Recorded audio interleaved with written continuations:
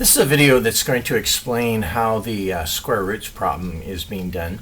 And it's a little bit different and a little more complicated, so that's why I'm going to go ahead and go through the process with you and show you the sample solution. And hopefully after you're done with this, you'll understand how the while loops work and some of the reasons you would use loops. Also, it uses nested loops where there's a loop inside a loop. And this is going to help you on the next two problems as well.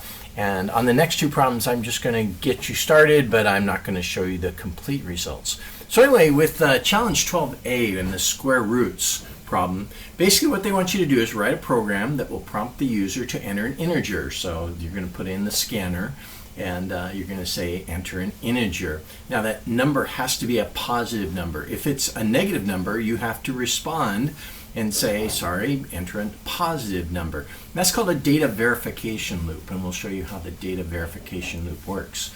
All right, after you have the data verification loop, then you're going to ask the user, or you're going to check to see, did the user enter 0? Because 0 is going to be what we call the sentinel value. And the sentinel value is the value that it stands there waiting. Think of a sentinel, which is like a guard at the door, and the guard is sitting there waiting for you to say 0. And if you say 0, it's going to kick you out of the loop. All right, and so that's what I call the sentinel value. If it's not 0, and if it's not a negative number, then it's going to show you the square root with the math.square root. Okay, so let's take a look at that problem. Okay, and here's what the code will look like when it's finished. So at the very beginning, I have my scanner object, so I have to create a scanner. All right, the next thing I'm going to do is I have to have my input value, and I automatically set the input value to 1. Now I could set it to any positive number, but it just has to be a positive number because here is my while loop. And I'm going to say keep running this while loop while it is not equal to 0. So as long as input is any number that is not 0, all right, that while loop will work.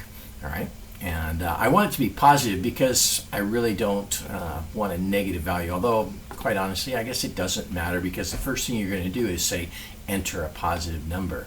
All right, so inside the loop, all right, it's going to ask you to enter a positive number, and you can see it going off the edge of my screen here where it says 0 to exit. So that way a person knows if they want to quit, they can enter 0, in which case it will no longer be not equal to 0. That statement will be false, and it will kick you out and say goodbye. All right? Okay, so you entered a number, and here's that data verification loop. And the data verification loop is a while loop that's checking to see if you entered a negative number. All right? If you entered a positive number or you entered 0, it's going to ignore this loop. But it's going to force you to enter a positive number or 0, okay? Because if it's less than 0, it's going to kick you into the loop and it's going to say error, enter a positive number. Then you have to enter a number again. If you keep entering negative numbers, you're stuck inside that loop. The only way out of this loop is to enter a number that is not less than 0. All right, so let's assume that you entered that you entered that non-negative number.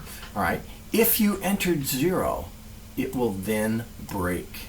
All right, so I have a data verification loop making sure that it is a positive number or 0.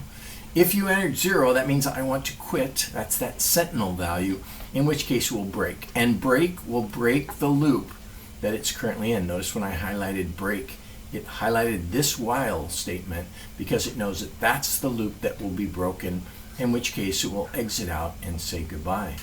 All right, but if it didn't enter 0, all right, and we know it's not negative, it gets down to the point, now I have a valid number, and so I can go ahead, and that's kind of a long line here where I say the \n tells me that I have the square root of a number, and sorry about the noise in the background, all right, and the input is the number you input, and then is, and then the math.square root. Okay, all right, so it prints it out, prints a blank line, then it goes back up and asks you to enter another positive number or 0 to exit. So you see this big while loop here is going over and over again. All right, and once again, enter a number that is,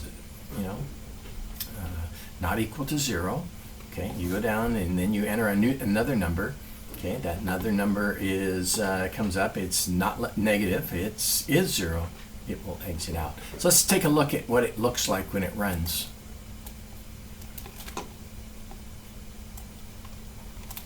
Okay, and here it says enter a positive number and 0 to exit. So I'll go ahead and enter a negative number. So I'll put negative 15. And there's that error. I'm in that data verification loop. Okay, it says no error, enter a positive number. Okay, I'll enter the number 10. Number 10 is not 0, so therefore it prints. The square root of 10 is 3 point whatever. Okay, and then it goes around because it was not 0. All right, it then goes and says enter a positive number or 0 to exit. If I enter 0, it will break and it will say goodbye and my program ends.